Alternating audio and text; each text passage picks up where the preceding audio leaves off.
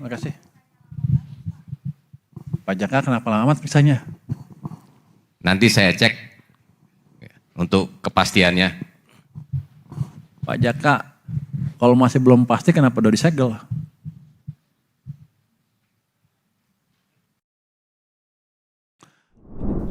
Cukup.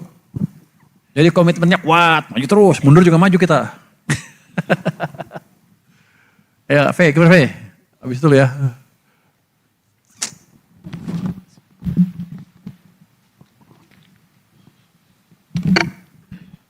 Selamat siang Pak, saya Ave dari Kumparan. Pertanyaan saya ada 2 Pak. Yang pertama, dari tadi kan Bapak udah ngejelasin kalau fiskal kita itu emang bagus ya Pak. Defisitnya juga udah mulai, defisitnya kecil sampai Mei. Tapi ternyata Pak di warteg-warteg itu lagi ada fenomena orang-orang tuh beli lauk nggak nyampe 20.000 Pak. Terus kayak orang-orang yang belanja di warteg tuh sekarang berkurang Pak. Jadi pemilik warteg itu omsetnya turun sampai 50% Pak. Mereka tuh ngeluh karena katanya harga-harga makanan, harga-harga bahan makanan nih naik Pak. Nah jadi kan ternyata pelemahan rupiah itu juga berpengaruh ke daya beli yang ada di kelas bawah itu ya Pak, yang warteg itu. Nah gimana Bapak bisa menjelaskan tentang kondisi fiskal ini yang bagus kok fiskalnya, tapi ternyata masyarakat tuh masih ngerasain dampak dari pelemahan rupiah ini Pak. Jadi mereka tuh beli warteg tuh sekarang nggak ada yang mesen pakai tongseng, pakai apa itu nggak ada Pak. Mereka datang pesennya saya mau pesen paket hemat 18.000 gitu Pak. Paling mahal tuh 20.000 kalau kata orang-orang warteg. Mungkin bisa dijelasin Pak dengan bahasa yang mudah diterima oleh masyarakat. Gini, hal itu mungkin terjadi, cuma sampel Anda berapa warteg?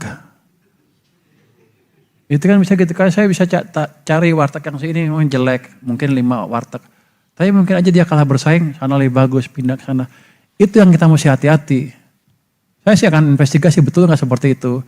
Saya baru dengar sekarang tuh, mungkin warteg tempat Anda aja kali, mungkin Anda yang berespasnya 20.000. Enggak Pak, kalau dari asosiasi warteg juga mereka bilang kalau misalkan omsetnya tuh turun kalau dari asosiasi Pak. Nanti saya cek lagi, tapi mesti hati-hati ya. Kalau asosiasi kan namanya juga pedagang, ingin sesuatu, kita mesti hati-hati. Tapi kalau data yang lain kan kelihatan yang agregat itu tumbuhnya kencang semua. Belanja juga semuanya kencang, yang retail index kan betul-betul, yang mandiri itu kan orang belanja betulan kan. Tapi ini kan saya investigasi, kalau emang ini saya akan tambah lagi stimulus ke perekonomian. Yang jelas awal bulan ini ada gaji bulan ke-13 itu berapa? 35 triliun ya Pak? 40, 43, 40. Yang udah cair 30 Pak. Yang udah cair 30, yang akan masuk 40. Itu akan memberi daya beli tambahan ke mereka, harusnya wartegnya ke depan nggak itu lagi ya. Tapi Anda pastikan semua warteg seperti itu. Tapi kalau kita jalan ke kampung-kampung semuanya rame loh.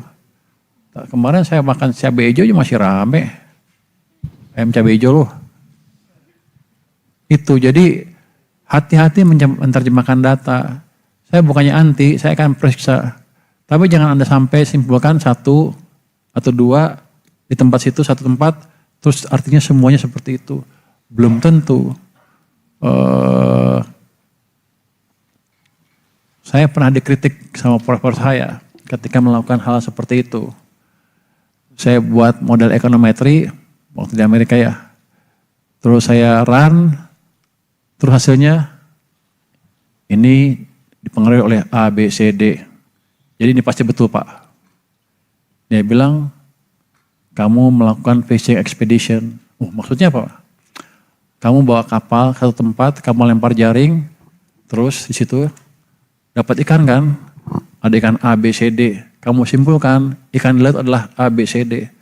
Padahal laut kan luas. Itu yang harus kita cegah. Makanya saya hati-hati menerjemahkan data.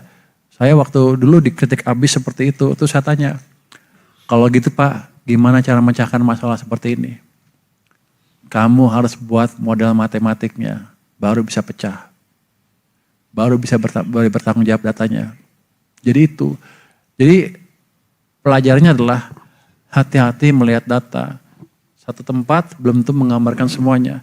Makanya kita punya BPS, Badan Pusat Statistik, untuk menangkap data-data seperti itu sehingga melihat pertumbuhan ekonomi secara agregat atau secara lebih akurat. Kalau enggak, ngapain saya ngeluar berapa setiap tahun? 7 triliun lebih ya? Ya untuk survei hama itu aja kita keluarin 7 triliun kemarin. Untuk sensus sama melengkapi data sen. Kita keluarin 7 triliun. Kalau kalah dengan survei satu tempat aja ngapain kita bikin ngeluarin uang segitu banyak. Justru kita akan nangkap seperti apa sih keadaan di ekonomi. Nanti kalau Anda di warteg ya saya coba datang nanti makan di warteg. Lo makan di warteg mana? Enggak Pak, itu ini kan emang dari kita semuanya pada nge-survei di warteg gitu Pak. Di Gitu. Jakarta Pak. Bilang gitu katanya. Kita ngecek-ngecek dan emang kayak orang-orang tuh sekarang belinya tuh paket, mau paket yang 17.000, 18.000 gitu Pak. Emang warteg langsung. Kamu tahu apa? Exchange rate pass through. Itu enggak semua ekonom percaya. Oh, kalau harga tinggi langsung naikin ke sini. Ada delay atau enggak ada. Jadi itu nggak mesti kita hati-hati. Mungkin dia, mungkin enggak. Tapi saya bukan menegate itu ya, menafikan itu. Kita akan pelajari. Terima kasih masukannya. Pak, Lanjutnya. mau tanya yang Tiffany Co Pak. Sekarang mumpung ada Pak Jaka juga, kelanjutannya gimana ya Pak? Terakhir kan Tiffany Co tuh dicek ya kalau nggak salah. Terus Ya, sekarang saya- kelanjutannya gimana? Silakan Pak Jaka.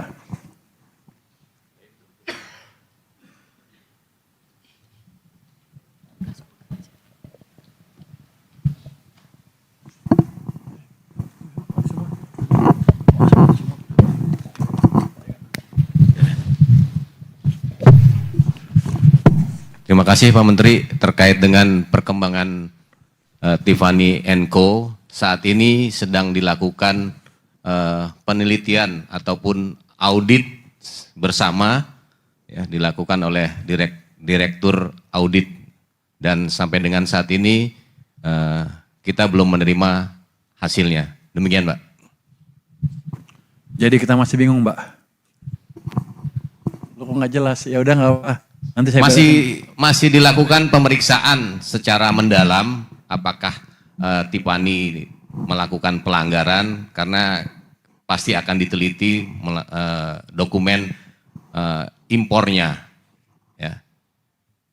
Demikian. Oke, makasih. Pak Jaka kenapa lama periksanya? Nanti saya cek untuk kepastiannya. Pak Jaka, kalau masih belum pasti kenapa udah disegel?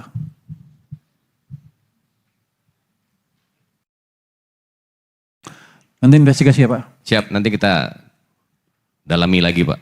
Oke, jadi itu nanti saya investigasi ya Mbak ya. Terima kasih pertanyaannya. Mas. Baik.